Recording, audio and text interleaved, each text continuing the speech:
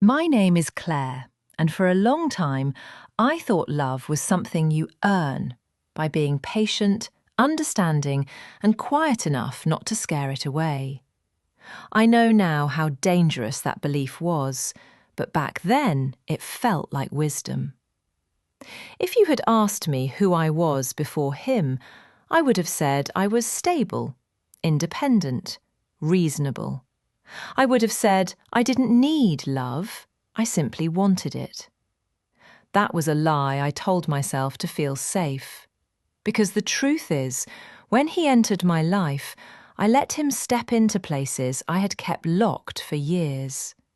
And I didn't even hear the door open. I met him during a season when everything looked fine on the outside. I had a job I was good at, friends who laughed with me, even dreams, carefully organised, practical dreams. But inside, I felt paused, like a song waiting for the chorus. He noticed me first. That detail matters. He looked at me as if I was already familiar, already important.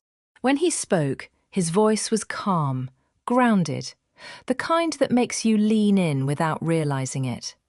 He didn't rush me. He didn't impress me. He noticed me. And after years of feeling like an option in other people's lives, that felt extraordinary. We didn't fall in love dramatically. We drifted. Conversations stretched longer than planned. Messages arrived at the exact moment I thought of him. Silence never felt awkward, only full. He asked questions that went past the surface. What scares you? What do you pretend not to care about? When was the last time you felt chosen? And when I answered, he listened. Not politely, not performatively, fully. That was my mistake. I confused attention with intention. One evening, he looked at me and said, "You're different, Claire. You don't demand. You understand." I smiled. I was proud of that. I didn't realise I was being praised for my silence. From that moment on, I tried harder to be easy, flexible, patient. I adjusted without being asked, and every adjustment felt small enough to ignore. There were signs, of course there were. Plans that were always suggested, never confirmed. A future he spoke about vaguely, like an idea, not a commitment. Moments when his phone felt more important than my presence. Sometimes he disappeared emotionally for days, then returned warmer than before, more attentive, more affectionate. And I forgave him every time, because love, once it takes root, defends itself. The first real crack didn't come from jealousy, it came from absence. We were supposed to spend a weekend together. I prepared my apartment like it meant something, like it was proof I deserved to be stayed for. He didn't come. No explanation, no call. At 1 a.m, my phone lit up. "I'm sorry, something came up." That sentence didn't hurt immediately. It settled. And everything he said after that sounded different. I didn't know it yet, but that night was the beginning of the end. Not because he didn't show up, but because for the first time I felt something shift inside me. A question I had been avoiding finally spoke clearly. What if I am not the one he chooses, but the one he uses to escape? And once that question exists, love is never the same again. I wish I could say that after that night, everything became clear immediately, that I woke up stronger, smarter, detached. But clarity doesn't arrive like lightning. It arrives like morning light, slowly, painfully, revealing things you were not ready to see. After that weekend, he was attentive again, present, warm, almost careful. He brought me coffee, asked how I slept, told me he missed me, And for a moment, I wanted to believe that the crack I felt was just fear, that I had imagined the distance, that love was still safe. But something inside me had changed. I started listening differently, not to what he said, but to what he avoided. He spoke about his work, but never about his evenings. He spoke about stress, but never about specifics. He spoke about someday, but never about us. And slowly I understood something terrifying. He was emotionally fluent, but strategically vague.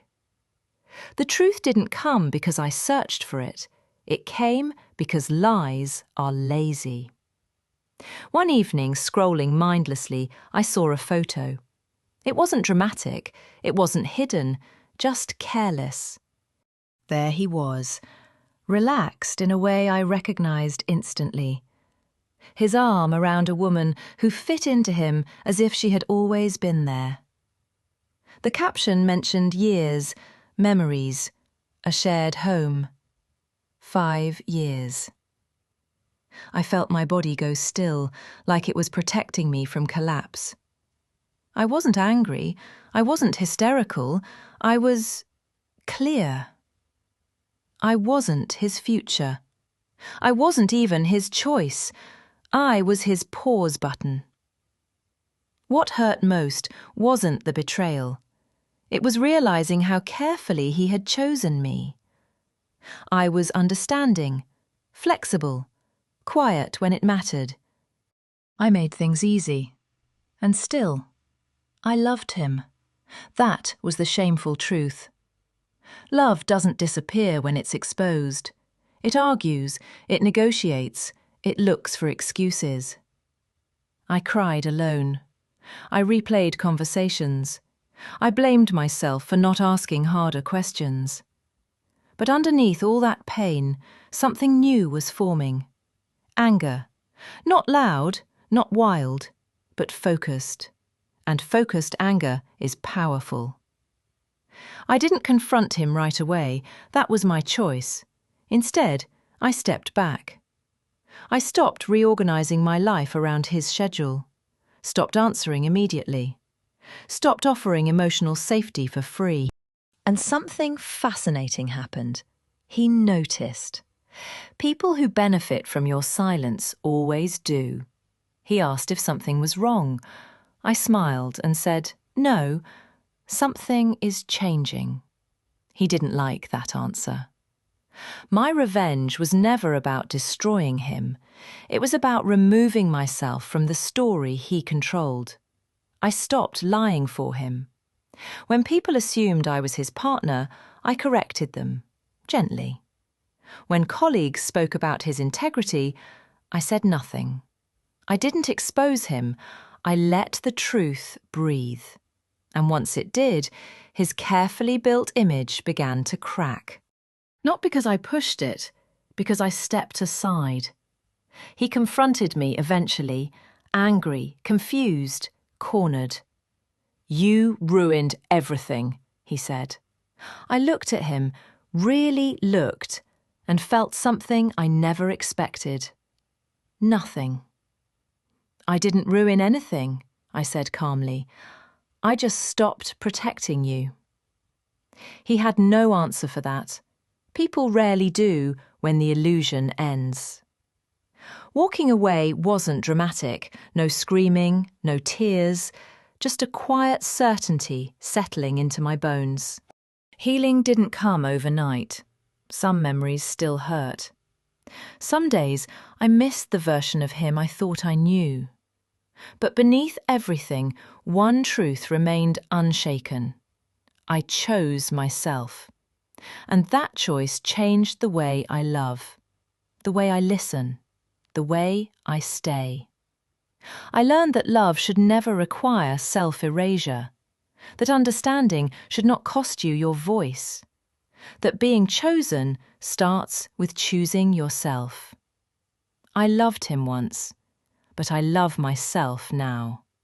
And that love is stronger, cleaner, and finally free.